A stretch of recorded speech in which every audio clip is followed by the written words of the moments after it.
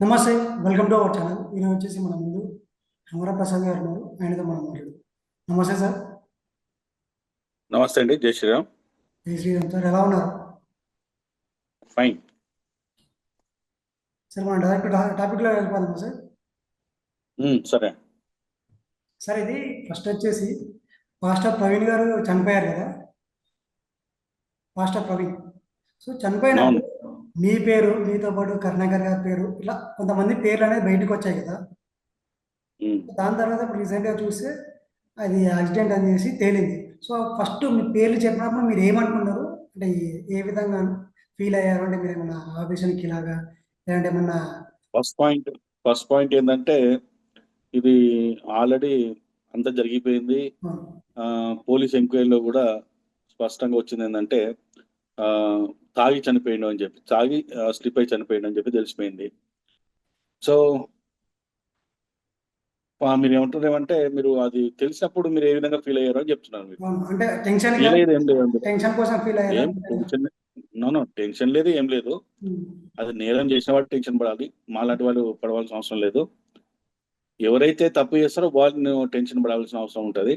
Okay. మేము అవి చూసినప్పుడు మేము నవ్వుకున్నాము, ఒక కామెడీగా తీసుకున్నాము. ఆ, ఈ గొర్రెలకు బుర్ర ఉండదని చెప్పేసి మళ్ళీ ఒకసారి నిరూపించుకున్నారని చెప్పేసి మాకు అర్థమైంది. మాకు ఇమీడియట్ గా మేము దానికి కౌంటర్స్ కూడా, అంటే మా మీద ఒక శివరాజకీయం చేయాలనుకున్న ఈ క్రైస్తవులకు, గొర్రెబిడ్డలకి మేము ఘాటుగానే సమాధానం చెప్తూ, స్ట్రాంగ్ గానే కౌంటర్స్ ఇస్తూ ఓకే. మేము కూడా ఎంజాయ్ చేసాం మేము. ఎందుకంటే వాళ్ళ అవివేకాన్ని చూస్తూ, అంటే వాళ్ళకి ఎంత ఆ, అంటే బ్రెయిన్ తక్కువ ఉంటుంది అనేది ఈ సంఘటన ద్వారా, ఇది ప్రవీణ్ పగడాల శవం మీద వాళ్ళు చేస్తున్న రాజకీయం మీద మాకు అర్థమైంది. ఓకే. ఎందుకు అంటే, ఫస్ట్ ఆఫ్ ఆల్, ఒకవేళ మేము నేరం చేసి ఉంటే మేము పారిపోయే వాళ్ళం, ఓకే. మొబైల్ స్విచ్ ఆఫ్ చేసుకునే వాళ్ళం. అర్థమవుతుందా? ఆ, ఇవన్నీ చేయకుండా మేము ఉండి టీవీలో డిబేట్లు చేసుకుంటూ, వీడియోలు మాట్లాడుతున్నా కూడా వాళ్ళకి కామన్ సెన్స్ లేదంటే, వీళ్ళు వీళ్ళు అంటే నేరం చేసి ఉండరు అని చెప్పి చిన్న లాజిక్ కూడా వాళ్ళకి అర్థం కాదు.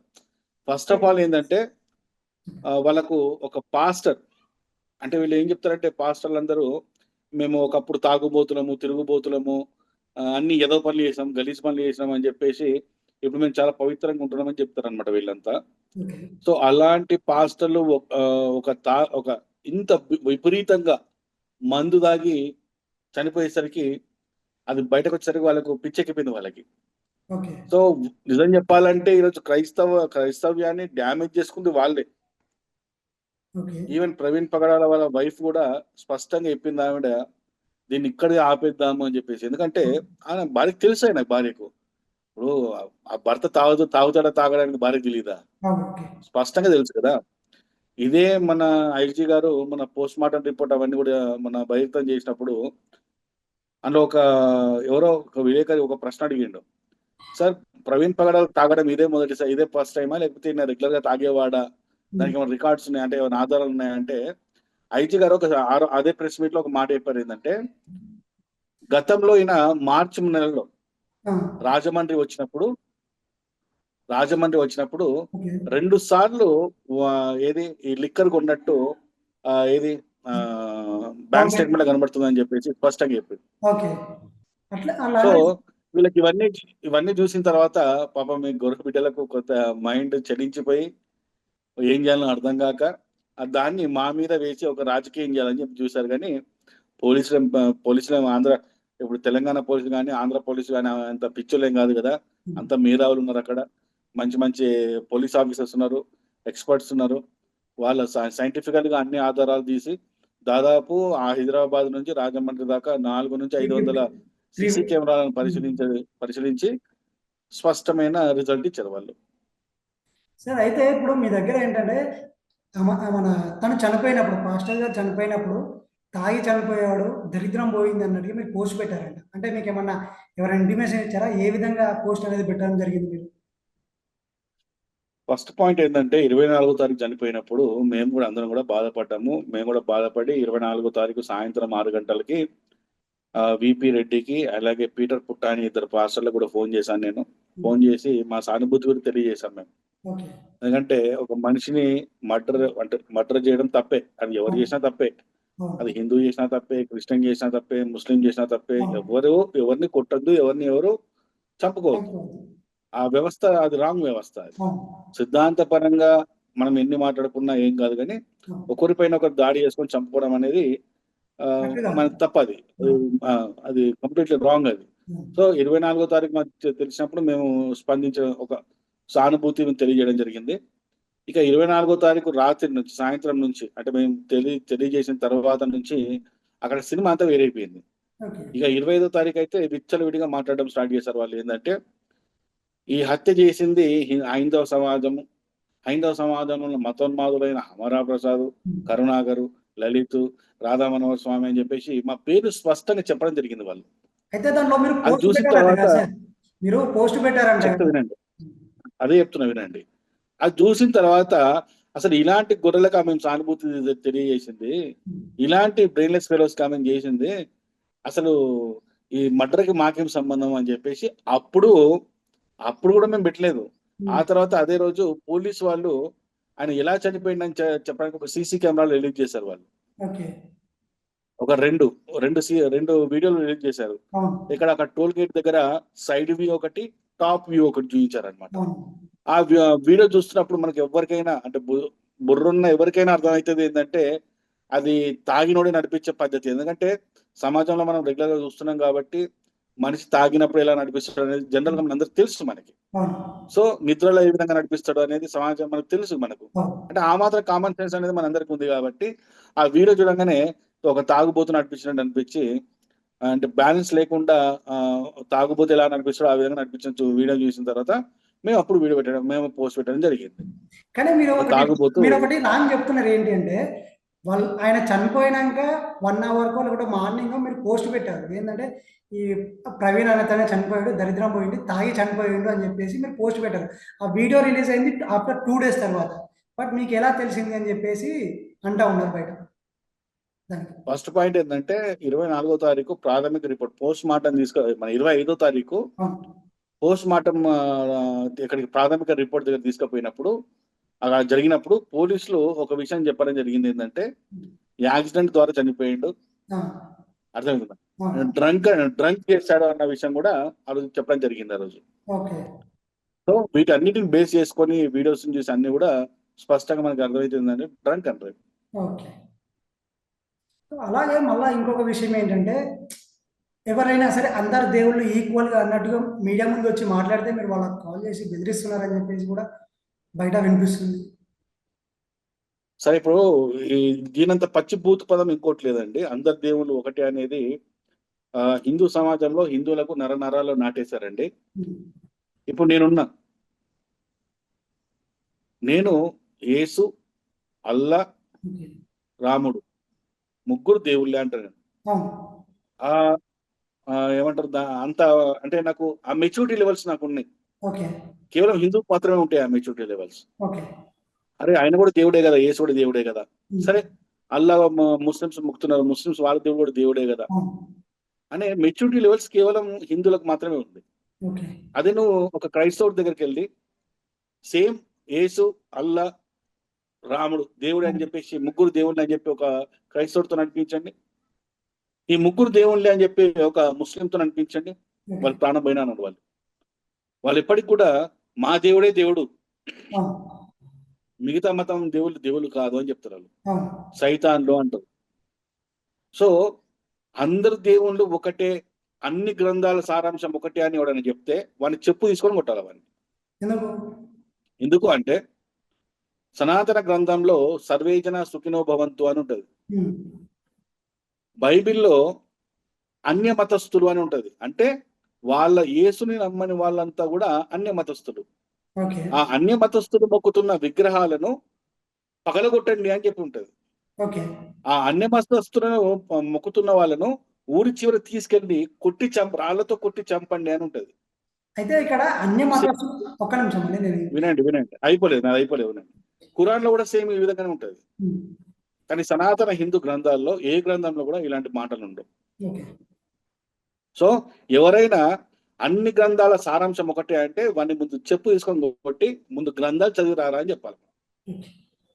సో నాకు చెప్పొచ్చు ఎప్పుడు ఒకటి నేను అయితే ఇప్పుడు మీరు ఇందాక అన్న విషయం బైబిల్ వచ్చేసి అన్య మతస్థులు ఏవైతే విగ్రహాలు ఉంటాయో వాటిని పడగొట్టాలి తీసేయాలని అంటే ఆ చర్చికి అయితే ఎవరు వస్తారో బాప్తిస్మం అయితే ఎవరైతే తీసుకుంటారో వాళ్ళు ఆ దేవుడిని మొక్కకూడదు అలాంటి ఏమైనా ఉంటే పక్కన పెట్టండి అని చెప్పేసి ఉంటుంది అని చెప్పేసి వాళ్ళు మాట్లాడుతూ ఉంటారు, వాళ్ళు అంటారు ముచ్చట. బట్ మీరేమో ఈ విధంగా బైబిల్ దేవుడైన యెహోవాను యేసును నమ్మని వాళ్ళు ఎవరైనా కూడా అన్య మతస్థులు. ఓకే నిర్గమ కాండం అనే ఒక అధ్యాయంలో స్పష్టంగా రాసి ఉంది. మీరు ఒకసారి అంటే చదువుకుంటారండి. ఓకే ఇప్పుడు వాళ్ళ చర్చలో ఏం చెప్తున్నారు? ఏసే దేవుడు అని చెప్తున్నారు. ఓకే రాముడు దేవుడు అని చెప్తారు వాళ్ళు? లేదు. అల్లా దేవుడు అని చెప్తారు వాళ్ళు? ఓకే చెప్పరు. మరి వాళ్ళు చెప్తూ నేను చెప్పేది కరెక్టే కదా మరి. ఓకే అదే ఇప్పుడు మీరు ఒక మాట ఇవ్వండి, ఒక చర్చిలోకి వెళ్ళండి, వాళ్ళు ప్రార్థన చేసే టైంలో కానీ వాళ్ళు ఆరాధన చేసే టైంలో మీరు వెళ్ళండి, వాళ్ళ బైబిల్ గురించి తక్కువ చెప్తారు, హిందూ దేవి దేవతల గురించి ఎక్కువ చెప్పి ఇక్కడ వీళ్ళ తిడుతూ వాళ్ళ దేవుణ్ణి హైలైట్ చేసుకుంటారు వాళ్ళు. అర్థమైందా? కానీ ఏ రోజు కూడా ఏ ఒక్క గుడి అయినా వెళ్ళండి మీరు, ఏ గుళ్ళు అన్నా ఏసు గురించి కానీ అల్లా గురించి కానీ మాట్లాడతారా? అస్సలు మాట్లాడతారు, అసలు టాపికే రాదు. ఎందుకంటే మా గుళ్ళల్లో ఉన్న మా దేవుళ్ళ గురించి చెప్పుకోవడానికే మాకు టైం సరిపోదు. సో అందరు దేవుళ్ళు ఒకటే, అందరూ ఒకటే చెప్పారు అనే మాటలు ఇవన్నీ బక్వాస్ మాటలు ఇవి. ఇప్పుడు నేను ఒక మాట అడుగుతున్నానండి, బైబిల్లో ఏముంటదంటే నన్ను నమ్మి బాప్తీసం తీసుకున్నవాడు స్వర్గానికి పోతాడని చెప్తాడు. అంటే యేసును నమ్మి, క్రైస్తవ మతంలో ఉన్న యేసును నమ్మి బాప్తీసం తీసుకొని ఏసే దేవుడు అని నమ్మిన వాడు స్వర్గం పోతాడట, మిగిలిన వాళ్ళు పోరట. ఇప్పుడు నేను ఏమంటానంటే నేను ఒక రేప్ చేసిన, ఒక మర్డర్ చేసిన, రేపు మన సికింద్రాబాద్ క్లాక్ టవర్ దగ్గర పోయి ఆడ చాలా చర్చిలు ఉన్నాయి, ఆడ చాలా దుకాణాలు ఉన్నట్టు చర్చిలు ఉన్నాయి, అక్కడ పోయి నేను ఏదైనా ఒక చర్చిలోకి వెళ్ళిపోయి అయ్యా ఏసయ్య నేను ఈ రోజు నేను నమ్ముతున్నా అని చెప్తా, అయితే నన్ను స్వర్గం పంపించేస్తాడు యేసు?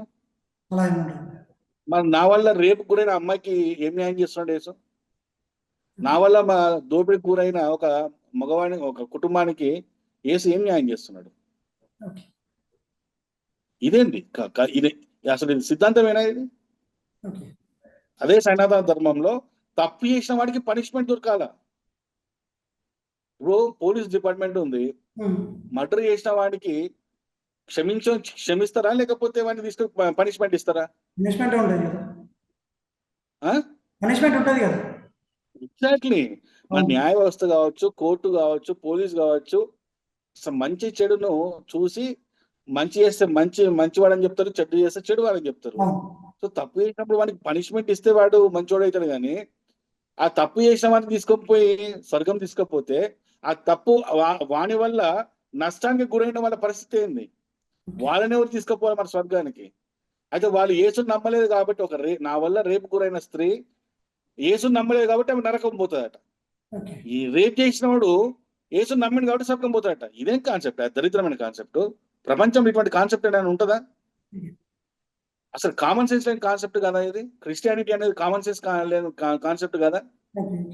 ఏమైనా బుర్ర ఉందా? తప్పు చేసిన వాడికి పనిష్మెంట్ ఇవ్వాలన్నా? అట్లాంటి రేపటి నుంచి దొంగలు, మానభంగాలు, రేపిస్టులు, దోపిడీదారులు మొత్తం రోడ్ల మీద తిరుగుతారు. ఇక మన చట్టాలు కనుక న్యాయం కాకుండా క్షమిస్తామని చెప్తే, మన ప్రభుత్వాలు అలాంటి వాళ్ళని క్షమిస్తామని చెప్తే ఏమున్నది? ఇక మొత్తం దోపిడీ దొంగతనాలే కదా. మరి ఇదేందా కాన్సెప్ట్? తప్పు చేసిన వాడికి భయం ఉండాలా?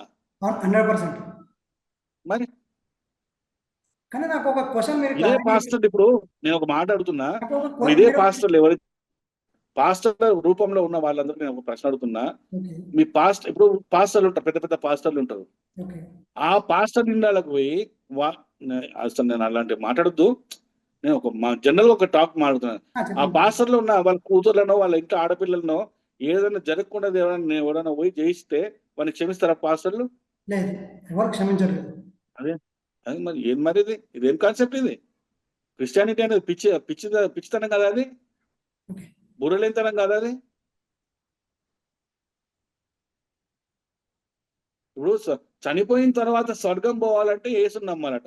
అవును. అసలు సచ్చిన తర్వాత నువ్వు స్వర్గం పోతావు నరకం పోతావు నువ్వు చెప్పినావా? నీకు తెలుసా నాకు తెలుసా? అవును. అది కరెక్టే. పోనీ ఎవడన్నా పోయి చూసి వచ్చినోడు ఎవడన్నా ఉన్నాడా ఇంతవరకు ప్రపంచంలో? అవును. అది హిందూ మతంలో కావచ్చు, క్రిస్టియన్లో కావచ్చు, మా ముస్లింలో కావచ్చు. అవును. స్వర్గం పోయి నేను వచ్చినని చెప్పినాడు ఉన్నాడా? లేదు. నరకం పోయి నేను వచ్చినాడు అని ఉన్నాడు ఎవడన్నా? అసలు ఎవడు లేడు కదా. లేదు. మరి ఓకే. కానీ నాకు ఒక క్వశ్చన్ ఇంకా అది క్లారిటీ ఇవ్వలేదు మీరు.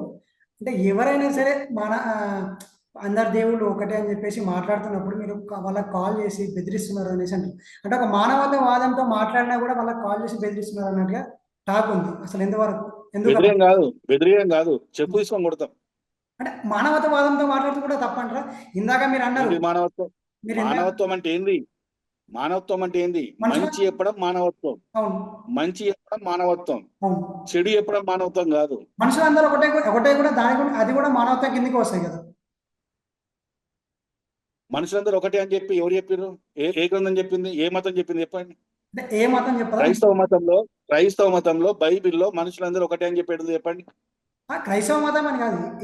ఇప్పుడు నార్మల్గా అయినా సరే ఒక హ్యూమన్ ప్రకారంగా మాట్లాడుకున్నా సరే ఇప్పుడు మన చట్టం చెప్పినా సరే మనుషులందరూ ఒకటే అని చెప్పేసి మన చట్టం అయినా చెప్తుంది కదా. మనుషులందరూ ఒకటే అని చెప్పి కేవలం మా గ్రంథాలు మాత్రమే చెప్తున్నాయి. సనాతన గ్రంథాలు మాత్రమే చెప్తున్నాయి. ఓకే. మనం మనుషులా బ్రతకాలి, తప్పు చేయకుండా బ్రతకాలి, నీతి నిజాయితీగా బ్రతకాలి, ఓకే. పాపాలు చేయకుండా బ్రతకాలని చెప్తున్నది. ఆ, దాన్ని నమ్ముదాం, అందరం నమ్ముదాం. అవును. అంతేగాని నువ్వు చెప్తే ఈ విధంగా చెప్పు నువ్వు. అంతేగాని అన్య మతస్థుడు అని చెప్పేసి క్రైస్తవ మతం అంటుంది. నువ్వు నువ్వు ఏది ముస్లిం మతం కూడా మనల్ని ఏది అంటే మన మతస్థులాగా వాడిని అవును. తోపుట్టులాగా చూస్తాడు. అవును. చూడనప్పుడు ఎందుకు మనకు? కాఫీర్లు అంటున్నాడు. ముస్లిం మతమే మన కాఫీర్లు అంటుంది. క్రైస్తవ మతం అన్య మతస్థుడు అన్నప్పుడు ఆ రెండు మతాలు అంటే ఈ మూడు మతాలు ఒకటే అని ఎట్లా చెప్తావు? శ్రీరాముడు చనిపోతే శ్రీరాముడు ఉన్నాడు కదా, సో ఆయన చనిపోతే జోహార్ అనాలి కానీ జయ హో శ్రీరామ్ అనేసి ఎందుకు అంటారు అని చెప్పేసి అజయ్ బాబు గారు అన్నారు. దానికి మీరు ఏమంటారు? దానికి సమాధానం ఏంటి? అదే ఇప్పుడు సైకోలు అన్నాం కదా ఇంత ముందే. ఎవడో తాగి చచ్చిపోతే, ఎవడో తప్ప తాగి చచ్చిపోతే అది హిందువులు చంపారు అని చెప్పేసి ప్రచారం చేసిన దాంట్లో మొట్టమొదటి వ్యక్తి వాడే. ఓకే. వాడికి ఏంటంటే అర్జెంట్ గా ఫేమస్ కావాలి. ఉమ్. ఇప్పుడు జోహార్ అన్నాడు. ఆ, సరే మరి ఏసను కూడా 3 మూలలు కొట్టి రోడ్డు మీద ఈడ్చుకుంటూ తీసుకొని పోయి జుట్టు పట్టుకొని ఈడ్చుకుంటూ తీసుకుపోయి మొలలతో మేకులు కొట్టి ఒళ్ళంతా బల్ల గుణపాలతో అవును. కుచ్చి అవును. పొడిచి డొక్కలో పొడిచి ఒక చెట్టు రెండు చెట్టు కొమ్మలకు ఏదో రెండు కట్టెలకు తీసుకొచ్చి ఏలాడ తీసిండు, అవును. చంపేసారు. మరి ఇప్పుడు మేము కూడా జోహార్ అనాలా? వాళ్ళు జయహో అన్నారు, జోహార్ వేసి అనాలా? వాళ్ళు జయహో అన్నారు, జోహార్ అన్నారు కదా. అదే జోహార్ అనాలా మేము కూడా? ఓకే. చంపిండు కదా, ఓకే. మనిషి చేతితో చనిపోయింది కదా. ఆ చావు కూడా ఎలాంటి చావు అంటే అసలు దారుణమైన చావు. ముఖం మీద ఉంచిర్రు. ఓకే. ఇజ్రాయెల్ ప్రజలు ముఖం మీద ఉంచిర్రు, ముఖం మీద కొట్టిర్రు, అవును. ఒళ్ళంతా కుళ్ళ పొడిచిర్రు. అవును. మరి ఇప్పుడు ఏమనాలి? ఈయన ఏ చావు అనాలి? నేను ఎలాంటి చావు తెచ్చిండని చెప్పాలి. ఆ పదాలన్నీ కూడా వాడాలన్నా? మరి కామన్ సెన్స్ లేదండి వీళ్ళకి, బుర్ర లేదు. ఇక్కడ శ్రీరాముడు సరైన నదిలోకి పోయి తన అవతారాన్ని చాలించిండు. చావలే, అవతారాన్ని చాలించి విష్ణువుగా మారిండు ఆయన. అదే రామాయణం చదివితే తెలుస్తుంది. ఆ రామాయణంలో చిట్ట చివరి 3వ వాల్యూంలో స్పష్టంగా రాసింది. ఆయన సరైన నదిలోకి వెళ్ళేసి తన అవతారాన్ని చాలించి రాముడు విష్ణువుగా మారిపోతాడు, తన ఒరిజినల్ అవతారానికి వెళ్తాడు. అప్పుడు అక్కడ మొత్తము దేవదూతలందరూ దేవి దేవతలందరూ వస్తారు. ఓకే. దేవదూతలందరూ వస్తారు, వచ్చి అందరు పూలు చదువుతారు రాముడి మీద, విష్ణువు మీద. వీళ్ళు చదివితే తెలుస్తుంది కదా. ఇవన్నీ అక్కడ రాసి ఉన్నాయి ఆల్రెడీ. ఇవి కనపడే వాళ్ళకి. మేము కూడా చెప్పాలంటే జోహార్ అనే పదాన్ని చెప్పాలంటే మేము యేసు గురించి ఇంకా దూరంగా చెప్తాం. మేము సైనికులు పట్టుకోవడానికి వస్తుంటే పారిపోయింది యేసు. చిక్కడు దొరకడు సినిమాలో రాజేంద్ర ప్రసాద్ పారిపోయిండు. ఇలాంటివి చెప్పమంటే మేము కూడా చెప్తాం, చాలా చెప్తాం మేము. ఇప్పుడు మన దేశం వచ్చేసి సెక్యులర్ దేశం అంటారు కదా.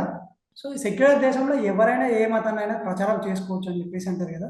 సో మరి ఒక మతాన్ని ఒకరు ప్రచారం చేసుకుంటే ఈ గొడవలు ఎందుకు అవుతుంది?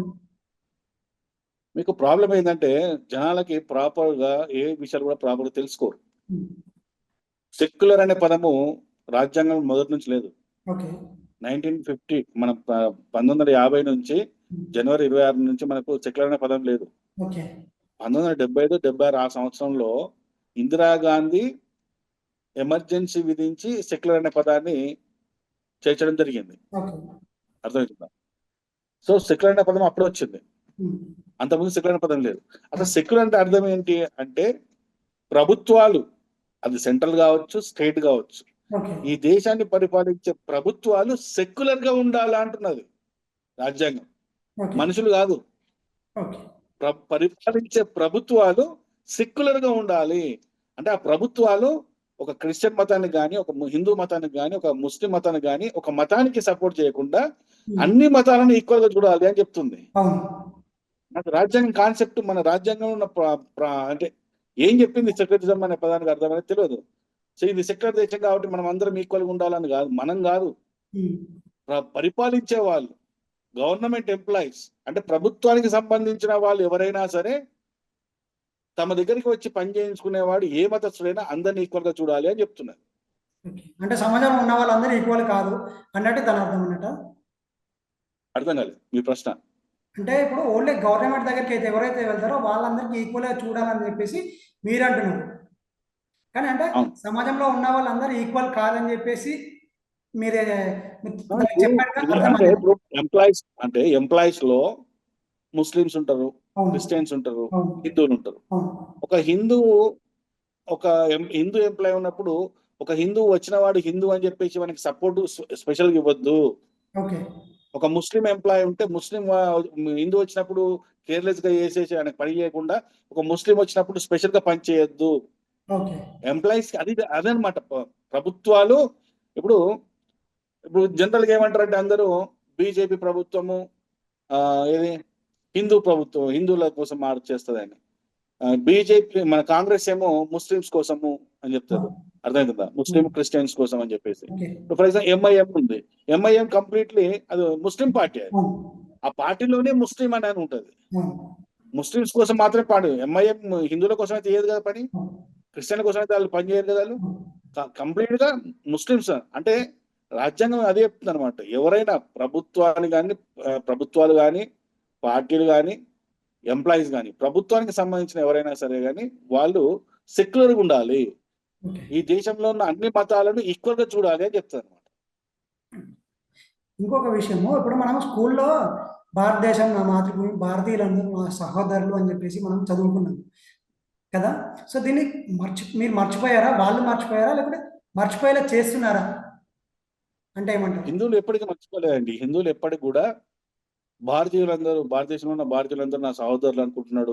అవును. ఆ హిందూ అందుకే అనుకుని ఏమంటున్నాడు, క్రిస్మస్ పండుగ వస్తే వాళ్ళు కేక్ ఇస్తే కేక్ తింటున్నాడు, ఉమ్. వాళ్ళ చర్చికి పిలిస్తే చర్చికి పోతున్నాడు, మసీదుకి పిలిస్తే మసీదు పోతున్నాడు. ఓకే. వాళ్ళ ఏది మన రంజాన్ పండుగ వచ్చినప్పుడు వాళ్ళు ఏది ఇచ్చిన వాళ్ళు ఏమి ఇచ్చిన తింటారు వాళ్ళు. ఓకే. కానీ ఇక్కడ ప్రాబ్లం ఏమైతుందంటే జాతీయ జెండాని ఈరోజు ముస్లిం సమాజం పడుతుంది. చాలా మంది హిందూ ముస్లిం సమాజంలో జెండాకు సైలెంట్ కూడా కొడతలేరు, ఓకే. జాతీయ గీత కూడా పాడతలేరు. క్రైస్తవులు కూడా అంతే. ఉమ్. అర్థమవుతుందా? అదే మా హిందువుల పండుగ వచ్చినప్పుడు ఒక క్రిస్టియన్ని కానీ, ఒక ముస్లింని కానీ మా గుడికి రాటే రారు వాళ్ళు. ఆ. మా ప్రసాదము అని చెప్తే మీ ప్రసాదం మేము తినము అంటున్నారు. ఇప్పుడు చెప్పండి, ఈ దేశంలో భారతీయులందరూ నా సహోదరులు ఏ మతం? ఓకే. సరే, నేను ఒక క్వశ్చన్ అడుగుతాండి. కేవలం హిందువులు మాత్రమే, ఓకే. కేవలం హిందూ మాత్రమే భారతం కావాలంటున్నాడు. అంటే ఓకే. ఈ భూమి, ఈ నేలను తల్లిగా భావిస్తాం మేము. ఓకే. అది ఒక క్రైస్తవుని భారత్ మాతకు జయనమని చెప్పండి. భారత్ మాతకు నేను ఎందుకంట, నేను ఏసు జిందాబాద్ అంటాడు, ఏసుకు జయ అంటాడు. మేము కూడా రాముడికి జయ అంటాం రా భయ్. కానీ దేవుడు కంటే ముఖ్యము తల్లి. ఉమ్. మన ధర్మంలో ఏం చెప్తారంటే ఫస్ట్ తల్లిని చెప్తున్నాం మనం. ఓకే. తల్లికి మొదటి ప్రాధాన్యత ఇస్తాం మనం. అవును. కానీ క్రైస్తవ మతంలో తల్లికి ప్రాధాన్యత ఇస్తారా? మొన్న ఒక పాస్టర్ ఏమన్నాడు, తల్లిని మించిన దైవం అనే ఒక పాట వస్తే ఆ పాటను విమర్శిస్తే ఏం మాట్లాడుతున్నాడు, తల్లిని మించిన దైవం లేదా, తల్లి దైవం ఏంద్రా పిచ్చోళ్ళారా అని చెప్తున్నాడు. ఉమ్. వాడు మనిషా పశువా వాడు? తల్లేరా ఎదవా దైవం. నువ్వు పుట్టినప్పుడు నీ దేవుడు తెలుసా నీకు? ఉమ్. నీకు దేవుడు తినిపించిండా? దేవుడు పాలు తాగిపించిండా? దేవుడు నీ ముడ్డు కడిగిండా? నువ్వు పాస్ చేస్తే కడిగింది ఎవడురా? తల్లేరా గాడిద. ఉమ్. అంటే చూడండి, వీళ్ళ భావజాలం మత మార్పిడి తర్వాత వీళ్ళ భావజాలం కన్న తల్లిని కూడా మొదటి ప్రాధాన్యత తల్లికి కాదు, వాళ్ళ దేవుడికి అని చెప్పేసి మాట్లాడుతున్న దరిద్రమైన భావజాలం. అంటే మనిషిని ఒక సైకోగా మారుస్తుంది ఈ క్రైస్తవ మతం. ఓకే. కానీ సనాతన ధర్మం తల్లికే ప్రాధాన్యత ఇవ్వమంటాం, గురువుకు ప్రాధాన్యత ఇవ్వమంటాం, నెక్స్ట్ ఒకటి నేను ఒకటి ఆ అడుగుతున్నా. తర్వాత దేవుడికి ఏమని చెప్తాం, ఆ తర్వాత దేవుడికి, మూడో స్థానం దేవుడికి. ఓకే. ఇలాంటి మాటలు వాళ్ళు మాడతారా?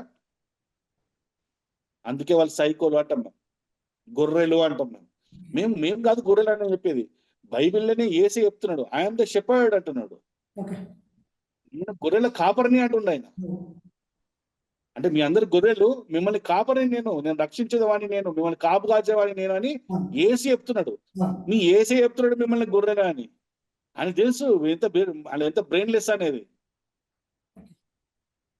అది మేము గుర్తు చేస్తున్నాం. పాపం వాళ్ళకేమో మనసును పడతలేదు.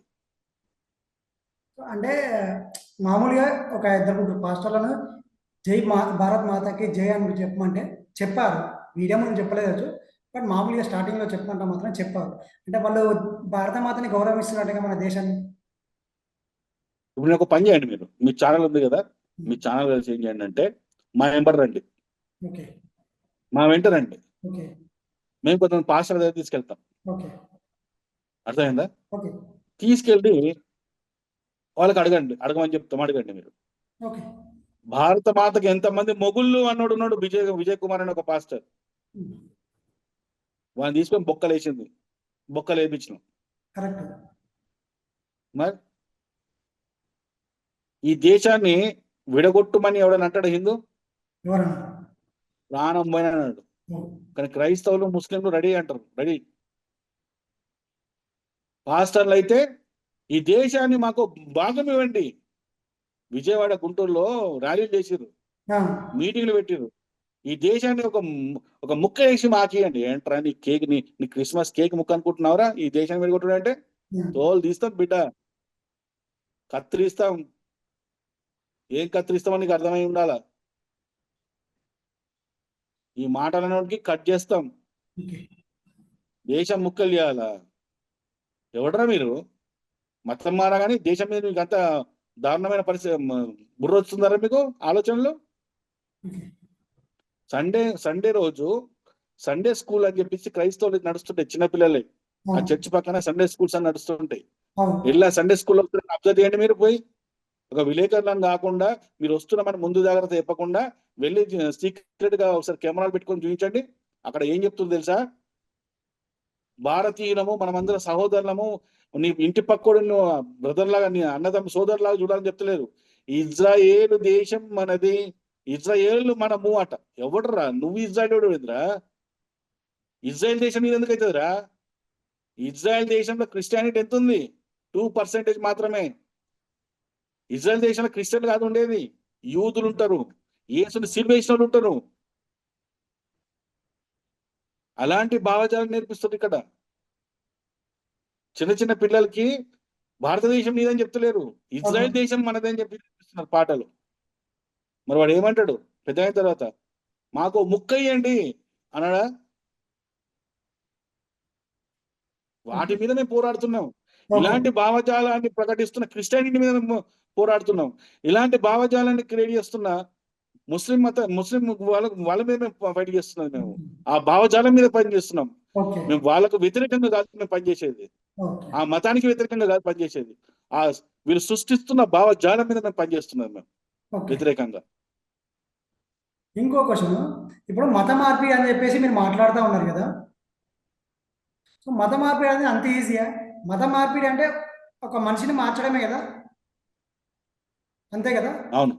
సో మరి ఒక మనిషిని మార్చడం కోసము బయట కొన్ని క్లాసెస్ ఉంటాయి. అంటే సెల్ఫ్గా మనం ఏ విధంగా ఇంప్రూవ్ అవ్వాలి అట్లాంటి కొన్ని క్లాసెస్ ఉంటాయి. అట్లాంటి క్లాసెస్ విని కూడా మారని వాళ్ళు చాలా మంది ఉన్నారు. సో మరి వాళ్ళ గురించి ఏమంటారు మీరు దాని గురించి? ఇప్పుడు మతం మార్పిడి గురించి మాట్లాడుతున్నారు మీరు? ఆ, అదే మతం మీ అంటే ప్రశ్న ప్రాపర్ మీ ప్రశ్న ప్రాపర్ అర్థం కాదు. నేను ఏమంటానంటే మతం మార్పిడి అంటే ఒక మనిషిని మార్చడమే కదా, అంతే అవును. కదా. సో ఒక మనిషిని మార్చడము అంత ఈజీయా అంటున్నా, ఇప్పుడు అంత ఈజీయా? ఊర్లలో సిటీ లాంటి కొద్ది కష్టం కానీ, ఎందుకంటే ఇక్కడ కొద్ది మెచ్యూరిటీ లెవెల్స్ అనేది, సిటీ అంటే నగరాల్లో కొద్ది మెచ్యూరిటీ లెవెల్స్ అనేది ఎక్కువ ఉంటాయి కాబట్టి, అంటే నువ్వు పల్లెటూరులో మెచ్యూరిటీ లెవెల్స్ ఉండవని కాదు, కొద్దిగా వాళ్ళకు తక్కువ తక్కువ ఆలోచన శక్తితో ఉంటారు కాబట్టి కొద్దిగా మనం అది మనకు అర్థమవుతుంది. మనకు అది ఓకే. అమాయకత్వం అంటే ఇక్కడ కొద్దిగా హుషారు ఉంటుంది, చాలు ఉంటాము. అవును. అక్కడ కొద్దిగా అమాయకత్వంతో ఉంటారు కాబట్టి కొద్దిగా నాలెడ్జ్ కూడా తక్కువ ఇన్సెక్యూర్ ఉంటుంది ఉంటారు. అంటే కాబట్టి వాళ్ళని ఏం చేస్తారు వీళ్ళేమనుకుంటారు, ఆ? వాళ్ళేమనుకుంటారు, వీళ్ళేమనుకుంటారు, అర్థం కాదు. వాళ్ళేమనుకుంటారు, ఎగ్జాక్ట్. అవతల సమాజం ఊర్లలో ఏమనుకుంటుంది ఏమవుతుందంటే అని చెప్పేసి అనుకుంటారు. ఊర్లలో ఏమవుతుందంటే ఫర్ ఎగ్జాంపుల్ ఏదన్నా ప్రతి ఇంట్లో సమస్య ఉంటుందండి. అవును. ముఖేష్ అంబానీ కూడా సమస్య ఉంటుంది. ఏ చెట్టుకు ఆ గాలి, అంతే గాలి వస్తుంది. అవును. ప్రతి ఇంట్లో సమస్యలు ఉంటాయి. సమస్యలు లేని ఇల్లు ఉండదు, కడుపు అనారోగ్యాలు రాని ఇల్లు ఉండదు. అర్థమవుతుందా? అవును. ఆరోగ్య సమస్యలు లేని ఇల్లు ఉండదు, ఆర్థిక సమస్య లేని ఇల్లు ఉండదు. ఈ అవును. ప్రపంచంలో ప్రతి ఒక్కడికి ప్రతి సమస్యలు ఉంటాయి. అవును. అయితే ఇక్కడ పేదవాడిని ఎప్పుడైతే ఇక్కడ టార్గెట్ చేస్తారో, పేదవాళ్ళని టార్గెట్ చేసి ఇంతకుముందు విదేశీ ఫండ్స్ చాలా వచ్చేటి, ఆ ఫండ్స్ నుంచి నేను ఏం చేసేవాళ్ళంటే మత మార్పిడి కోసము వాళ్ళ మీద ఇన్వెస్ట్ చేసేవాళ్ళు అనమాట. అంటే మీకు మా మతంలోకి వస్తే మీకు ఇది ఇస్తాము, అది ఇస్తాము, లేకుంటే ఒక చిన్న వ్యాపారం పెట్టిస్తాము, లేకుంటే ఇల్లు కొన్ని కట్టిస్తామనో, ఇలాంటి పేదవాళ్ళకు ఇల్లు కట్టడం అంటే డబుల్ బెడ్రూమ్, త్రిబుల్ బెడ్రూమ్ అని కాదు, ఒక సింగిల్. రూమ్ వేసి ఇవ్వడం. అంతే అంతే. ఒక రూమ్ వేసి ఇవ్వడం, దానికి మాక్సిమం ఊళ్ళలో ఎంత అవుతుందండి? 50,000 లక్షల రూపాయలు అవుతుంది. అవును. ఇవన్నీ ఇన్వెస్ట్మెంట్స్ అనమాట. ఇవన్నీ ఇలా వాళ్ళకు ఏంటంటే అనారోగ్యం వచ్చినప్పుడు కూడా, కడుపు నొప్పినో, కాలు నొప్పి, లేకుంటే ఇంకేదో అయినప్పుడు ఏస్తో ఇప్పుడు చూడండి, ఇప్పుడు మీరు గవర్నమెంట్ హాస్పిటల్స్కి వెళ్ళండి, గాంధీ కావచ్చు, ఉస్మానియా కావచ్చు, ఎటైనా వెళ్ళండి, ఆ వార్డుల్లో బైబిల్ వేసుకొని పిశాచల్లాగా తిరుగుతుంటారు. మరి అక్కడ ఏ హిందువు కూడా కనబడాడు, అక్కడ భగవద్గీత పట్టుకొని తిరగాడు.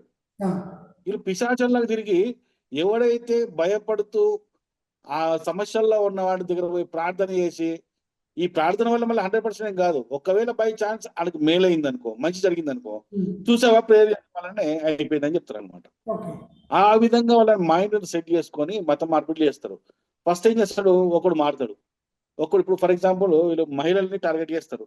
ఫస్ట్ కుటుంబంలో స్త్రీని మార్చారు అనుకో, ఆ స్త్రీ ఏం చేస్తుంది, ఇంట్లో గొడవ చేసి అది చేసి భర్తను మార్చేస్తుంది, ఆటోమేటిక్గా పిల్లల్ని మారుస్తుంది. వీళ్ళు అయిపోగానే చుట్టాల మీద పడుతుంది, తర్వాత ఇంటి పక్కల మీద పడుతుంది. ఇదనమాట. ఈ విధంగా మత మార్పులు చేయడమే వాళ్ళ పని. వాళ్ళది మత మార్పిడి చాలా సింపుల్ అండి, వాళ్ళు చాలా ఈజీగా చేసేస్తారు వాళ్ళు, ఎందుకంటే ఎక్స్పర్ట్స్ వాళ్ళు. సార్ నా చిన్న క్వశ్చన్, ట్రైనింగ్స్ ఉంటాయి వాళ్ళకి, నా చిన్న స్పెషల్ క్వశ్చన్, ట్రైనింగ్స్ ఉంటాయి వాళ్ళకి. ఒక చిన్న క్వశ్చన్ ఏంటంటే, ఇప్పుడు మీరు మత మార్పిడి వచ్చేసి పలానా ఊర్లలోకి వెళ్ళేసి మీకు ఇల్లు కట్టిస్తా, మన హెల్త్ పరంగా చూసుకుంటామని చెప్పేసి వాళ్ళకు ఒక ధీమా లాగా, భరోసా లాగా ఇస్తున్నారు, దానివల్ల మతం మారుతున్నారు అని చెప్పేసి అంటున్నారు కదా. అవును. సో అది హిందువులందరూ వెళ్ళి అట్లాంటి వాళ్ళకి ఆదుకుంటే ఇట్లా మత మార్పిడి అనేది జరగదు కదా. మరి ఆ విధంగా కూడా ఒకసారి ఆలోచించండి. హిందూ సమాజంలో ఉన్న ప్రాబ్లం ఏంటంటే ఎవడికి వాడే వన్ లైఫ్ ఉంటుంది ఇక్కడ. పక్కోడు గురించి ఆలోచించేంత టైం వాడికి ఉండదు. ఉన్న ఇప్పుడు మనకి ఎట్లుంటుంది అంటే బ్రదర్, ఇప్పుడు సంవత్సరానికి ఒక 20 పండుగలు ఉంటాయి, మనకి ఫంక్షన్స్ ఉంటాయి, అర్థమవుతుందా? మన ఆదాయం ఇంత, ఖర్చు ఎక్కువ ఉంటుంది మనకు. సో మనకి ఏమవుతాయంటే ఈ వాడి ఈ పోరాటంలో వాడు ఎప్పుడు బిజీనే ఉంటాడు వాడు. ఇప్పుడు చూడండి, ఇప్పుడు మనము గుడికి వెళ్తాం మామూలుగా జనరల్ గా, మన గుళ్ళల్లో పూజారి మనకి ఎప్పుడన్నా నువ్వు మొన్న పోయిన శుక్రవారం రాలేదయ్యా, లేకుంటే పోయిన శనివారం రాలేదయ్యా, లేకుంటే పోయిన సోమవారం రాలేదని అడుగుతాడా మనకు? అడగరు. ఎవరి లైఫ్ వాళ్ళది. నువ్వు రావాలనుకుంటే రా, పోవాలనుకుంటే పో, అంతే ఉంటుంది. సో పక్కోడికి వాడికి మత మార్పిడి చేస్తున్నాడు కదా, వాడిని మనం కాపాడుదామన్న ఆలోచన ఎంత ఉండదు. అంత ఆలోచన, అంత ఐక్యమత్యం కనుక మన దగ్గర ఉండింటే 800 సంవత్సరాలు 1000 సంవత్సరాలు మనం బానిసలుగా బతికే వాళ్ళం కాదు మనం. సో ఇప్పుడు మనకు అవేర్నెస్ అనేది ఒక 15 సంవత్సరాల నుంచి అవేర్నెస్ బాగా పెరిగింది. ఈ దేశంలో ఏమవుతుంది, అంతకుముందు ప్రభుత్వాలు హిందువులకు వ్యతిరేకంగా ఎలాంటి జీవోలు తీసుకొచ్చారు, మన పరిస్థితి ఏ విధంగా అవుతుంది, హిందూయిజం అనేది ఈ దేశంలో రాను రాని పరిస్థితి ఏమి తీసుకొస్తున్నారు. ఇప్పుడు చూడండి, బెంగాల్లో పరిస్థితి చూడండి ఏం జరుగుతుంది అక్కడ. ఓకే. కింద ఆంధ్రప్రదేశ్లో వైసీపీ గవర్నమెంట్ ఉన్నప్పుడు ఎన్ని మత మార్పిడులు జరిగినాయి. అంతకుముందు ఏది మన వైఎస్ఆర్ రాజశేఖర రెడ్డి ఉన్నప్పుడు ఎన్ని మత మార్పులు జరిగినాయి ఈ రాష్ట్రంలో. ఓకే. కేరళలో ఏం జరుగుతుంది, తమిళనాడులో ఏం జరుగుతుంది, అంతేందుకు పక్కన కర్ణాటకలో హిందువుల పరిస్థితి ఏంది. సో మనకి ఇప్పుడు అవేర్నెస్ పెరుగుతున్నది. గత 10-15 ఇయర్స్ బ్యాక్ మనం ఇంత ఆలోచించలేదు మనం. సో ఈ అవేర్నెస్ అనేది ఇప్పుడు స్టార్ట్ అయింది కాబట్టి, అందుకే ఇప్పుడే చైతన్యం వస్తుంది కాబట్టి, మత మార్పిడి ఈ పిశాచాలు మన ఇళ్ళకు వస్తున్నప్పుడు మనం వాళ్ళని అడ్డుకుంటున్నాం. ఈ రోజు అడ్డుకుంటున్నారు సమాజంలో. ఓకే. వచ్చి మా దేవుడే గొప్ప అనేసరికి, ఎట్లా దేవుడా నీ దేవుడు ఎవడరా, అసలు నువ్వు ఎవడరా, నువ్వు నీ దేవుడు గొప్ప ఏంట్రా, నాకు నా దేవుడు. ఇప్పుడు మీ నాన్న గొప్ప అయితే మీ నాన్న గొప్ప అని చెప్పు. మనందరికి నీకైనా నాకైనా మా నాన్ననే మా నాన్న అని చెప్తే కాలదా, చెప్పు తీసుకొని కొడతాం మరి. మా నాన్న మాకున్నాడు రావే, మాకు నాన్న గొప్ప మాకుంది, మీ నాన్న గొప్ప అయితే నువ్వు ఉంచుకో, నీ ఇంట్లో ఉంచుకో, నాకు వచ్చింది చెప్తున్నావు. ఈ అవేర్నెస్ ఇవాళ మేము తీసుకురాగలిగాము. ఈ రోజు ఆ అవేర్నెస్ తోనే జనాల్లో చైతన్యం వచ్చింది. ఈ పిశాచాలు, మత మార్పిడి పిశాచాలు హిందువుల ఇళ్ళకి వస్తుంటే పెంట నీళ్ళతో కొడుతున్నారు, చెప్పులతో కొడుతున్నారు, తరిమి కొడుతున్నారు, బైబిల్లో ఉన్న వచనాలను చూపించి కూడా తరిమి కొడుతున్నారు. ఇంకొకటి నా లాస్ట్ క్వశ్చన్, అజయ్ బాబు గారిని కూడా మేము చంపేస్తాము, నెక్స్ట్ మీరే అని టార్గెట్ పెట్టేసి అన్నారంట కదా, దానికి ఏమంటారు? ఇది రాంగ్ స్టేట్మెంట్స్ ఇవన్నీ కూడా. అజయ్ బాబును మేము ఎవరిని అజయ్ బాబుని ఇప్పుడు చంపుతామా అంటే అంతకుముందు మేము చంపినామా? ఏమో ఆ స్టేట్మెంట్ ఇచ్చారంట. కత్తి మహేష్ చంపింది ఎవరు? చంపిండా యాక్సిడెంట్ చచ్చిపోయిందా? యాక్సిడెంట్ చచ్చిపోయిండు. ప్రవీణ్ పగడాల ఉన్నాడు, ఆయన చంపేసిరా, తప్ప తాగి స్కిడ్ అయి చచ్చిపోయిండా? పోలీస్ ఇచ్చిన స్టేట్మెంట్ ప్రకారం తప్ప తాగి స్కిడ్ అయి చచ్చిండు. రేపు నువ్వు కూడా అంతేరా, రాముడు గురించి తప్పుగా మాట్లాడుతున్నావు. కత్తి మహేష్ రాముడు గురించి తప్పు మాట్లాడిండు, చచ్చిండు యాక్సిడెంట్ లా. ఈ ప్రవీణ్ పగడాల అనే వీడు రాముడు గురించి తప్పుగా మాట్లాడిండు, తప్పదాగిండు, రోడ్ స్కిడ్ అయి చచ్చిండు. నువ్వు రాముడు గురించి తప్పే మాట్లాడుతున్నావు, నువ్వు కూడా వీళ్ళ పరిస్థితి కలుగుతుంది నీకు. ఇప్పుడు కూడా మేము అదే అంటున్నాం. అజయ్ కాదు, ఏ పాస్టర్ అయినా ఎవడైనా రాముడు గురించి సీతమ్మ గురించి తప్పుగా మాట్లాడితే కత్తి మహేష్ గారికి, ఒక తాగుబోతు బకాడి పగడాల ప్రవీణ్ కు ఎలాంటి గతి పట్టిందో మీకు అలాంటి గతి పడుతుంది అని ఇప్పుడు కూడా స్టేట్మెంట్ ఇస్తున్నాం మేము. మా స్టేట్మెంట్ ఏం మార్పులేదు. యాక్సిడెంట్ లో కత్తి మహేష్ గారు చనిపోయారు అండ్ ప్రవీణ్ పగడాల గారు చనిపోయారు, నెక్స్ట్ మీరే అని చెప్పేసి మనం మాట్లాడుకున్నాం కదా. సో దానికి మీరు ఏమంటారు? అజయ్ బాబు నెక్స్ట్ మీరే. నేను అదే ఏంటంటే, కత్తి మహేష్ చనిపోయింది యాక్సిడెంట్ లో అని చెప్పి హిందువులు చెప్పలేదు. ఓకే, ఇందాక మీరు మాట్లాడుతున్నప్పుడు అదే టాపిక్ వచ్చింది. అదే పోలీసులు నిర్ణయించారు. ఓకే, అంటే ఎంక్వైరీ చేసుకొని మనకు వచ్చిన రిజల్ట్ ఏంటి అంటే, పోలీసులు నిర్ణయిస్తారు. మీరో నేనో కాదు నిర్ణయించాల్సింది, పాస్టర్లో కాదు నిర్ణయించాల్సింది. నిర్ణయించాల్సింది ఎవరు? అది హత్య, మర్డరా, లేకపోతే యాక్సిడెంట్ గా చనిపోయిందా అనేది, సూసైడ్ అనేది చెప్పాల్సింది ఎవరు? Police department. కత్తి మహేష్ విషయంలో కూడా చెప్పింది ఏమైంది? యాక్సిడెంట్ చెప్పారు. ఈ బకాడి ప్రవీణ్ పగడాల, తాగుబోతు బకాడి ప్రవీణ్ పగడాల కూడా స్కిడ్ అయితే తాగి చనిపోయినా అని చెప్పింది పోలీసులే. అర్థమవుతుందా? సో మీకు కూడా ఇదే గతి పడుతుంది రా అని చెప్పి ఇప్పుడున్న పాస్టర్ అందరికీ చెప్తున్నాను. మా స్టేట్మెంట్లు ఏం మార్పు లేదు. కరెక్ట్. అంటే మన స్టేట్మెంట్ ఒకటే అయినా కానీ వాళ్ళు అంటే మీరు అంటుంది ఏంటంటే యాక్సిడెంట్ అని చెప్పేసి వాళ్ళకి వినిపిస్తున్న కొద్ది అలా రిపీట్ అవుతుందంటే మీరే టార్గెట్ చేస్తున్నారు. ఇప్పుడు యాక్సిడెంట్ అనకపోతే మర్డర్ అని చెప్తామా? అంటే నెక్స్ట్ మీకు యాక్సిడెంట్ అదనట్లేదు, నెక్స్ట్ మీకు యాక్సిడెంట్ అవ్వకుండా చూసుకోండి అని చెప్పేసి మీరు అంటుంటే ఈ విధంగా స్టేట్మెంట్ అనేది వాళ్ళకి వెళ్ళిపోతుంది. ఈ రెండు జరిగినాయి కదా ఆల్రెడీ. ఓకే, ఈ రెండు ఎటాయితే జరిగినాయో మూడోది కూడా మీకు కూడా జరుగుతుంది అని చెప్తున్నాం. మూడోది కావచ్చు, నాలుగోది కాదు, 5ోది కావచ్చు, 10 కావచ్చు. అంటే ఎన్ని మోడల్ అయినా యాక్సిడెంట్ అవుతుంటారా? అదే ఇప్పుడు ఇంతకుముందు జరిగినాయి కదా రెండు. ఇంతకుముందు 2 జరిగినాయి, బట్ నెక్స్ట్ ఇది కూడా యాక్సిడెంటే జరగవచ్చు అన్నట్టుగా మాట్లాడుతున్నాం. అవ్వచ్చు అని చెప్తున్నాం మేము. అంటే ఇట్లాంటివి అవ్వచ్చు అని అంటే ఏమైందంటే వాళ్ళకు ఇంకా అనుమానాలు ఎక్కువ రేకెత్తే ఛాన్సెస్ ఉంటాయి. వాడికి అనుమానం వస్తే నాకెందుకు, వాడి అనుమానం రాకపోతే నాకేంటి? జరిగిన సంఘటనలను చూపించి ఇలా జరగొచ్చురా బాయ్ మీకు కూడా అని చెప్తున్నాం మేము. ఓకే.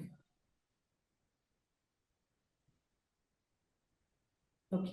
సరే, ఇంకొకటి ఇప్పుడు మన భారతదేశం వచ్చేసి ఎక్కువ మన హిందువుల దేశం కదా ఇది.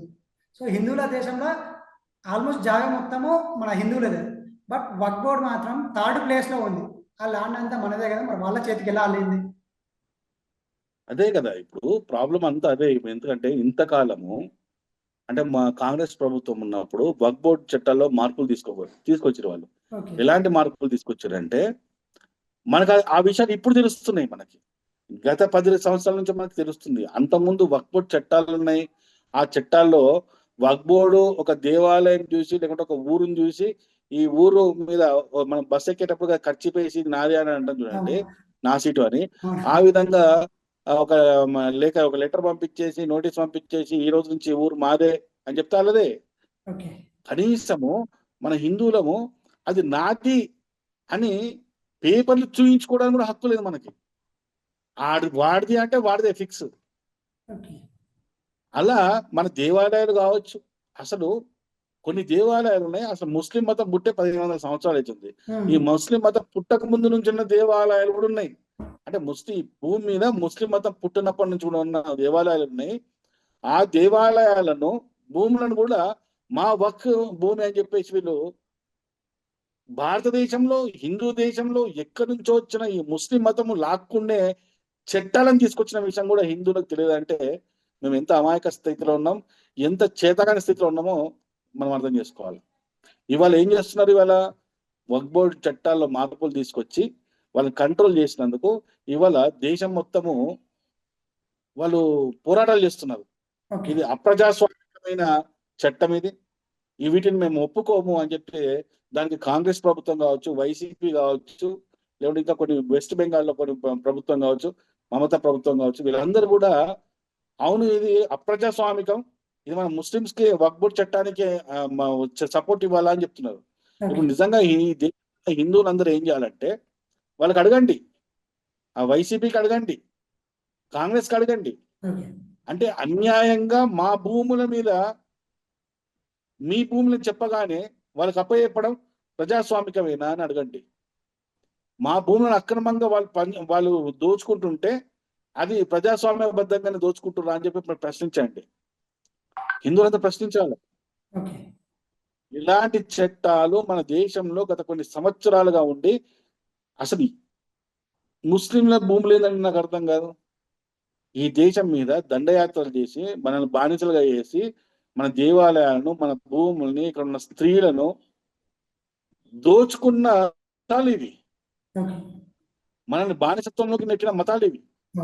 ఈ మతాలు ఈరోజు సెంట్రల్ గవర్నమెంట్ కంటే, రైల్వే డిపార్ట్మెంట్ కంటే, ఆ రెండు వ్యవస్థల తర్వాత మూడో వ్యవస్థ ప్రధాన పెద్ద భూములు వినే ఏకలు వచ్చినాయి. ఇవాళ ఇది ప్రశ్నించాలా? ఇవాళ ఈ దేశ ప్రభుత్వము ఈ భూములను తీసేసుకోవాలి. అలాగే క్రైస్తవ మతంలో ఉన్న భూములను కూడా ఈ ప్రభుత్వం తీసేసుకోవాలి. బ్రిటిష్ కాలంలో ఉన్నప్పుడు 100 సంవత్సరాలు లీజుకి ఇచ్చిన భూములు ఉన్నాయండి. 100 సంవత్సరాలు కాదు, ఇప్పుడు దాదాపు ఎన్నో సంవత్సరాలు గడిచిపోయింది. ఇప్పటికీ 100 సంవత్సరాలు గడిచిపోయినాయి ఆల్రెడీ. మరి 100 సంవత్సరాలు గడిచిపోయినాయి అంటే ఆ భూములు అప్పచెప్పాలి కదా, అప్పచెప్పని అవుతారు. మరి అప్పచెప్పాలి అంటే ఒక చట్టాలు తీసుకురావాలి కదా. ఇప్పుడు ఇంకా వాళ్ళ దగ్గర ఎందుకు ఉన్నాయి ఆ భూములు? సో క్రిస్టియానిటీ కూడా దీని మీద చట్టాలు తీసుకొచ్చి ఆ భూములన్నీ కూడా తీసుకోవాల్సిన పరిస్థితి ఇప్పుడు వచ్చింది. ఇది హిందువుల భూమి, హిందువుల దేశము. ఇక్కడ ప్రభుత్వ ఆధీనంలోనే ఉండాలి భూములన్నీ, ప్రైవేటు మతాల ఆధీనంలో ఉండొద్దు. హిందూ దేవాలయాల భూములు కూడా హిందువుల చేతుల్లో లేవు, ప్రభుత్వ చేతుల్లోనే ఉన్నాయి. దేవాదాయ శాఖ అని ప్రభుత్వ చేతుల్లో ఉంది. మరి అటువంటిప్పుడు క్రైస్తవ భూములు కూడా ఎక్కడ ఉండాలి? ప్రభుత్వ ఆధీనంలో ఉండాలి. ముస్లిం భూములు కూడా ప్రభుత్వ ఆధీనంలో ఉండాలి. అవి మాత్రం ఎందుకు ఉంటలేవు? అవి ఖచ్చితంగా ఈ చట్టాలు మార్పు రావాల్సిందే. సో ఇంకో క్వశ్చన్ ఏంటంటే, ఇప్పుడు మన క్రిస్టియన్ అండ్ ముస్లిం ఇద్దరు ఒకటే అన్నట్టుగా అంటూ ఉంటారు. సో అది మీరు ఏమంటారు దానికి? అంటే వాళ్ళ బైబిల్ కానీ ఖురాన్ కానీ ఏంటంటే అబ్రహాంకు పుట్టిన సంతానమే ముస్లిమ్స్ క్రిస్టియన్స్ అని చెప్తారనమాట వాళ్ళు. బైబిల్లో అబ్రహాం అని ఒక పాత్ర ఉంటుంది. ఆ పాత్రకు పుట్టిన పిల్లలే, ఇద్దరు పిల్లలే, మగ పిల్లలు. ఒకడు ముస్లిం అయితే ఒకడు ఇస్మాయిల్, ఈసాక్ సంథింగ్ పేర్లు ఉంటాయి వాళ్ళకి. సో వాళ్ళిద్దరు సంతానమే ఈ రెండు మతాలని చెప్పేసి బైబిల్లో ఖురాన్ లో ఉంటది కాబట్టి వాళ్ళ అన్నదమ్ముల్లాగా ఫీల్ అవుతారు. కానీ అదేందో కానీ ఇక్కడ క్రిస్టియన్ ముస్లిమ్స్ ఏకం కావాలంటారు కానీ ఇజ్రాయెల్ దేశంలో కావచ్చు, పాలస్తీనాలో కావచ్చు, అక్కడంతా కూడా యుద్ధాలు జరుగుతున్నాయి. ఎవరి మధ్య యుద్ధాలు జరుగుతున్నాయండి? ఆ అన్నదమ్ముల మధ్యలోనే యుద్ధాలు జరుగుతున్నాయి. అక్కడ తన్నుకు వస్తున్నారు. పోయి ఆడికి పోయింటే ఆడికి పోయిన ఆపండి. ఇంకొకటి మనకు లాస్ట్ క్వశ్చన్ ఇప్పుడు మీరు డెబిట్లు పెడుతుంటారు, మీరు అనగా క్రిస్టియన్గా కూర్చొని డెబిట్లు పెడుతుంటారు. ఆ డెబిట్ల వల్ల ఎవరు లాస్ అవుతారు? మీరు లాస్ అవుతున్నారా, వాళ్ళు లాస్ అవుతున్నారా, లేకుంటే సామాన్య ప్రజలు లాస్ అవుతున్నారా అంటే ఏమంటారు? ఎవరు లాస్ట్ అయ్యానండి? డిబేట్ల వల్ల ఏమైతే ఎప్పటికీ కానీ చర్చల ద్వారా ఒక నాలెడ్జ్ అనేది వస్తుంది. కరెక్ట్. ఎప్పటికీ కొట్టుకునే దానికంటే చర్చలు జరిపినప్పుడే అవేర్నెస్ పెరుగుతుంది. ఇప్పుడు రెండు రెండు రెండు మతాలు ఒక డిబేట్ చేస్తున్నప్పుడు ఏ గ్రంథంలో ఏముంది, ఏ గ్రంథం నీతి ఎలాంటి నీతి చెప్తున్నది, ఏ గ్రంథం ఏం చెప్తుంది అని చెప్పిన. ఇంతకుముందు మీకు చెప్పిన బాప్తిజంలో క్రిస్టియానిటీలో నన్ను నమ్మి బాప్తిజం తీసుకుంటే నేను పరలోకంలో స్వర్గం తాళాలు తీసి పెడతా, వచ్చేయండి అంటారు. మళ్ళీ వాళ్ళు చెప్పేటోళ్ళు ఎంత ఏంది, నేను పాపిస్తోని, తాగుబోతుని, డ్రంకర్ని, రేపిస్ట్ని, మర్డర్ చేసిన. ఈ పాస్టర్ పైన కూడా చెప్పింది కదా, నేను ఒక మర్డర్ చేసిన అని చెప్పి. ఇలాంటి పాపాత్ములే ఆ క్రైస్తవ మతంలో పోతారు. కానీ అది గతం కదా. ఇలాంటి మర్డర్ అదే గతంలోనే ఇప్పుడు మర్డర్ చేసిన కదా, మర్డర్ చేసిన అంటాడు కదా. తమ్ముడు నేను చెప్పేది విని తమ్ముడు. గతంలో ప్రవీణ్ పగడాల మర్డర్ చేసిండు, ఓకే, యేసు నమ్ముకున్నాడు, ఇప్పుడు స్వర్గానికి పోతున్నాడు. మరి ఈ ప్రవీణ్ పగడాల చేతిలో దెబ్బలు తినో, లేకుంటే చావు బతుకులు దాకా పోయో, లేకుంటే చచ్చినోడు పరిస్థితి ఏంది? వాడు యేసు నమ్మడు, అప్పుడు ఆయన పరిస్థితి ఏంది? నేను చెప్పేది కదా. అదే హిందూ ధర్మం ప్రకారం అయితే ప్రవీణ్ పగడాలకు శిక్ష పడుతుంది, నరకాన్ని పంపిస్తారు. ప్రవీణ్ పగడాల వల్ల నష్టం జరిగిన వాడికి మంచి జరుగుతుంది. అది కదా న్యాయం. నువ్వు ఉన్నావు ఇప్పుడు, నీ దగ్గరకు వచ్చిన, నీ స్టూడియోకి వచ్చిన, నిన్ను కొట్టిన, నీ కెమెరా తీసుకొని పోతా నేను. ఓ 2 రోజుల తర్వాత సికింద్రాబాద్ క్లాక్ టవర్ దగ్గరనో ఏదైనా చర్చిలకు పోయి ఏసయ్యా నేను తప్పు చేసిన అనగానే దానికి స్వర్గంకి స్టడీ ఉన్నాయి దా అని చెప్పి స్వర్గం పంపించాడు అనుకో, నా వల్ల నష్టపోయిన నీ పరిస్థితి ఏంది? నువ్వు మాత్రం యేసు నమ్మలే కాబట్టి యేసు నిన్ను నరకం పంపిస్తాడు. ఇంత దరిద్రమైన కాన్సెప్ట్ చూడండి, ఇది కామన్ సెన్స్ లేని కాన్సెప్ట్ ఇది.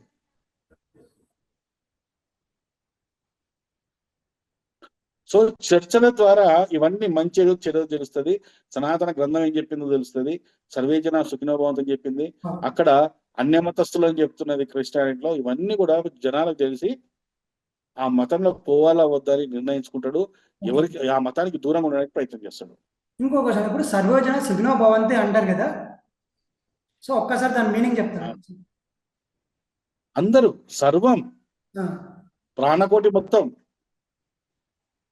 ప్రాణమున్న సర్వం, అందులో మనిషే కాదు, మొక్కలు కూడా వస్తాయి, జంతువులు కూడా వస్తాయి. ప్రాణమున్న ప్రతి ఒక్కటి. మా హిందూ సనాతన ధర్మంలో అన్నిట్లో దైవం చూస్తాం మేము. మంచి చేసిన వాడిలో కూడా దైవం చూస్తాం. ప్రాణం ఇచ్చే గాలిని కూడా దేవునిగా చూస్తాం మేము. గాలి కనబడదు కానీ మేము దేవునిగా చూస్తాం మేము.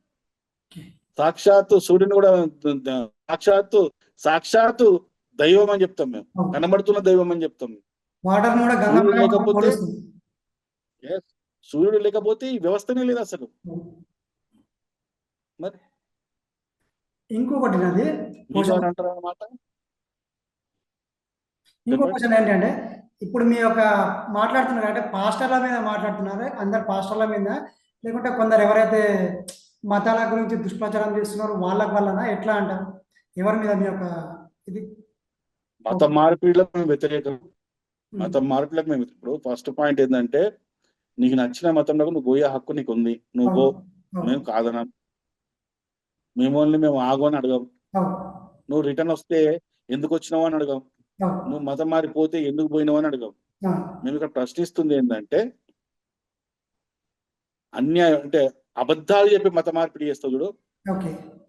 ప్రలోభాలు చెప్పి మత మార్పిడి చేస్తావు చూడు, ఉమ్. వాళ్ళకు మేము అడ్డుకుంటాం. ఓకే. మా ఇండ్లకు వచ్చి మత మార్పిడి చేసేవాడిని అడ్డుకుంటాం. ఓకే. మా నమ్మకాలను, మా విశ్వాసాలను వక్రీకరిస్తూ పదేసేవాళ్ళని. మాట్లాడుతున్న వాడిని ఉమ్. మేము వాళ్ళను పట్టుకుంటూ తంతం కూడా మేము, అర్థమవుతుందా? ఇలాంటి వాళ్ళందరినీ కూడా ప్రశ్నిస్తాం మేము. ఓకే. వాళ్ళందరికీ మేమందరం కూడా సింహస్వప్నం లాగానే ఖచ్చితంగా మేము వాళ్ళను ఏ విధంగా అయినా సరే, ఎన్ని రకాలుగా అయినా సరే అడ్డుకోవడానికి సిద్ధంగా ఉంటాం మేము. కానీ ఒకటి సమాజంలో అంటున్న విషయం ఏంటి అంటే, ఫస్ట్ నుంచి ఒక అన్నదమ్ములాగా కలిసి ఉన్న మనము ఈ డిబేట్లు పెట్టి వాళ్ళకి తెలిసి తెలియక అవగాహన ఉండి ఎంతవరకు ఉందో తెలియదు, వాళ్ళ డిబేట్లకు వచ్చేసి మాట్లాడి అనవసరంగా సమాజంలో ఉన్న మంచిగా అన్నదమ్ముల బ్రదర్, నువ్వు కలిసి ఉన్న ఇంకొక వాళ్ళందరి మధ్య చిచ్చులు పెడుతున్నారు అని చెప్పేసి మాట్లాడుతూ ఉన్నారు కొందరు. బ్రదర్, చెప్పండి. ఎవరన్నారు ఈ మాట? అంటే మామూలుగా కొందరు సమాజంలో అందరం ఒక నిమిషం, సమాజంలో అందరం అన్నదమ్ముల్లాగున్న ఉండే వాళ్ళ మధ్యలో ఈ డిబేట్ల వల్ల మత విద్వేషాలు వస్తున్నాయని చెప్పి ఎవరన్నారు? మామూలుగా బయట ఇప్పుడు మనం వెళ్తున్నాం ఎవరన్నారు? కదా, మామూలుగా మనం బయట వెళ్తున్నాం. బయట అన్నాడు చెప్తున్నాను, ఎవడైతే అన్నాడో, ఒకవేళ హిందూ సమాజం నుంచి ఎవడన్నా అంటే వాడు బుర్ర తక్కువాడు. ఈ స్టేట్మెంట్ జాగ్రత్తగా వినండి, ఇది బాగా చూపించండి. హిందూ సమాజం నుంచి మనం అందరం అన్నదమ్ముల్లా కలిసి ఉన్నాము, ఈ మత విద్వేషాలు ఎందుకని ఎవడన్నా హిందూ నుంచి అంటే వాడు బుర్ర తక్కువ గాడిద. ఎందుకు అంటే అన్న తమ్ముడు అని నువ్వు నేను అనుకోవడమే కాదు, వాడు కూడా మనం అన్న తమ్ముడు అనుకోవాలి. అన్న తమ్ముడు మనం అంటున్నాం, అందుకే మనం పండుగ ఇంటికి వాడు ఇచ్చే కేకు తింటున్నాం. మనం ఇచ్చే పండుగ ప్రసాదం తినమను, మన పండుగలకు వచ్చి పూజలు కూర్చోమను, యేసు అల్లా రాముడు దేవుడు అని చెప్పమన్నాన్ని. ఈ మాటలు చెప్పినాడు అన్న నీకెంత తమ్ముడేయండు? ఎంతసేపు మనమే చెప్తామా? వాడు చెప్పొద్దా? అన్నా తమ్ముడు నువ్వే అనుకుంటావా? వాడు అనుకోవద్దా మనల్ని? ఇంకా ఎన్నో మీ ఫేకుడు మాటలు మాకు చెప్తారు. ఇంకా ఈ దేశాన్ని ఎంత సర్వనాశనం చేద్దామని చూస్తున్నారు ఇలాంటి మాటలు మాట్లాడేటోడు. వాడు నాకు అన్న కావాలా, నాకు తమ్ముడు కావాలంటే వాడు కూడా నా విధంగా అనుకోవాలా. నా ఆచారాన్ని వాడు గౌరవించాలా, నా దేవి దేవతలను గౌరవించాలా, నా సాంప్రదాయాలను గౌరవించాలా, నా గ్రంథాలను గౌరవించాలా. ఇవన్నీ చేస్తున్నవాడు నేనే చేయాలా? ఎంతసేపు నాకేం పని పాటలేదా? ఇచ్చినా కొడుకు నేనేమన్నా, బుర్రలేను నేనేమన్నా? రెండు చేతులు వస్తాయి, చప్పటి వస్తుంది, సౌండ్ వస్తుంది. మరి కలిసి ఉండాలంటే సెకండ్ తీసుకోవాలా, రెండు చేతులు కలవాలా. వాడు కలుపు అంటాడు, నా దేవుని తిడుతున్నాడు, నా సీతమ్మని తిడుతున్నాడు, నా రాముని తిడుతున్నాడు, నా గ్రంథాలను తిడుతున్నాడు, నా ఆచారాలను తిడుతున్నాడు, నీ ప్రసాదం అంటుడు, నీ గుడికి రానంటుండు, నీ పూజకు రానంటుండు. నేను మాత్రం గుడికి పోవాలా, వాని టెంపుల్, వాని చర్చికి పోవాలా, వాని మసీదు పోవాలా, వాని ప్రసాదం తినాలా, వాని హలీం తినాలా. ఏంది పిచ్చో? నేనేమన్నా సెక్యులరిజం నాకేనా? వాళ్ళకు ఉండాలి సెక్యులరిజం అనేది. ఇంకొకటి నాకు అన్న ఎప్పుడు నాకు అన్న అని తమ్ముడు అని ఎప్పుడు అనుకుంటా అంటే వాడు కూడా నా సాంప్రదాయాలను, నా గ్రంథాలను, నా దేవి దేవతను గౌరవిస్తే అప్పుడు నేను గౌరవిస్తా. లేకపోతే వాడు నాకు అన్న కాదు, తమ్ముడు కాదు. ఓకే.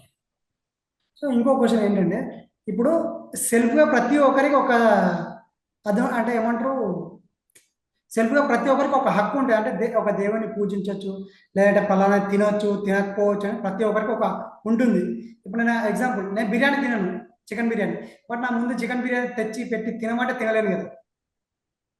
సో అట్లాంటిది వాళ్ళకు కూడా ఒక ఆనవాయితీ అనేది ఉంటుంది కదా. సో దాన్ని కూడా మనం గౌరవించవచ్చు కదా అనేసి ఉంటుంది. దానికి ఏమంటారు? ఏమనవాయితీ? వాళ్ళ క్రిస్టియన్ నాన్ వెజ్ తినడా?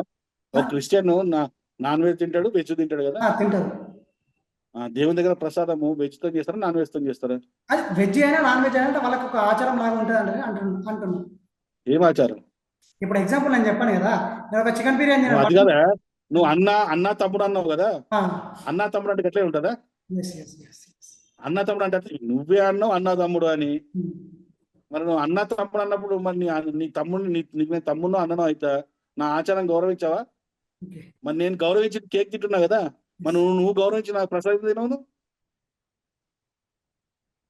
అంటే అలాంటి ఆ, ఇ- అంటే జ్ఞానం లేని, అంటే ఒక శాడిజం మాకు ఉండదు, హిందువులకు ఉండదు. మాకు ఓకే. మేము మెచ్యూరిటీ లెవెల్స్ మాకు ఎక్కువ ఉంటాయి. మాకు ఓకే.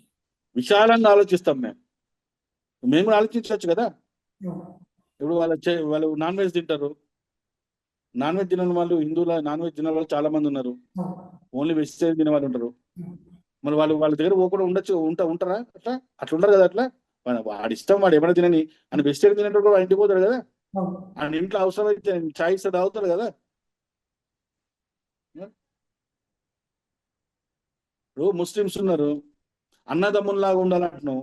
ఓ, మరి నేను అన్ననో తమ్ముడినో అయితే అనుకో, నేను గోవున తల్లిలాగా భావిస్తున్నా.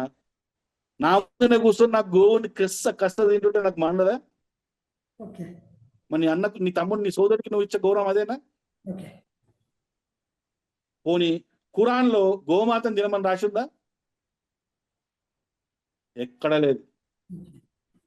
ఖురాన్ లో గోమాత తినమని ఎక్కడ లేదు. మరి ఎందుకు వంటలు చేస్తుంది ఇది? ఇప్పుడు నీ నీ నీ నిన్ను నేను గౌరవించాలా, నన్ను నువ్వు గౌరవించాలా? ఓ, నీ అభిప్రాయాన్ని కూడా గౌరవించాలా, నీ ఆచారాన్ని కూడా నేను గౌరవించాలా? ఒకవేళ నేను తిన్నా, నీకు తెలిసే విధంగా నేను తినొద్దు. ఓ. అవునా కాదా? కరెక్ట్. కరెక్ట్. గౌరవం ఇవ్వాలి. ఓ, నువ్వు నా ముందనే కూర్చొని కళ్యాణి బిర్యానీ అని కూడా తింటే నాకు మండదా? కరెక్ట్. మరి నువ్వు అంటూ అన్నదమ్ముళ్ళు అంటూ, అంటే ఎంతసేపు మేమే నావే. మన హిందువులు అంటే కొజ్జాలు బోర్డులు వేసుకొని కూర్చున్నావా మేమన్నా? ఎంతసేపు మేమే కాంప్రమైజ్ కావాలన్నా? గత 75 సంవత్సరాలుగా, 100 సంవత్సరాలుగా హిందువులకు ఇదే దరిద్రం నేర్పించారు. ఈ దరిద్రం నుంచి హిందువులు బయటకు రావాలి. ఇప్పుడు బయటకు వచ్చి నిజాలు తెలుసుకోవాలి. ఓకే. ఇంకా ఎంతకాలం ఇది? ఓ. ఓకే అండి. Thank you. ఇప్పుడు అంటే మీ మెయిన్ కాన్సెప్ట్ ఏంటంటే, బలవంతంగా ఎవరైతే మత మార్పిడి చేస్తున్నారో వాళ్ళ మీద మాత్రమే మీ యొక్క కోపం కానీ ఏ క్రిస్టియానిటీ మీద అనేది లేదు. ఎవరైతే బలవంతంగా, అంతే కదా, ఎగ్జాక్ట్లీ అంతే కదా, ఎవరైతే బలవంతంగా అంతే. వచ్చి మా రిలీజన్ నమ్మండి, మీకు ఇట్లా అయితే అట్లా అయితే అని ఎవరైతే చెప్తున్నారో వాళ్ళ మీద మీ కోపం కానీ మిగతా క్రిస్టియానిటీ మీద ఎవరి మీద ఏం లేదు. వాళ్ళ దేవుడిని వాళ్ళు ప్రచారం చేసుకున్నంత వరకు మీకు ఏ బాధ అనేది లేదు. ఎస్. అంతే కదా, మేము చెప్పేది అదే. మా సనాతన ధర్మం చెప్తుంది అదే కదా. ఒక్కసారి మీ మాట భారతదేశంలో హిందూ ఎప్పుడు కూడా ఎదుటి వారి దేవి దేవతల గురించి మాట్లాడాడు. అది ఆయన వాళ్ళ విశ్వాసం, వాళ్ళ ఇష్టం డబ్బే అనుకుంటాం మేము. ఎస్. నువ్వు మత మార్పిడి చేస్తే వీడు నిజంగా పోతే మేము అసలు పోయినా మేము పట్టించుకోము. కానీ ప్రలోభాలు పెట్టి తీసుకపోతే మాత్రం ఒప్పుకోం. ఓకే అండి.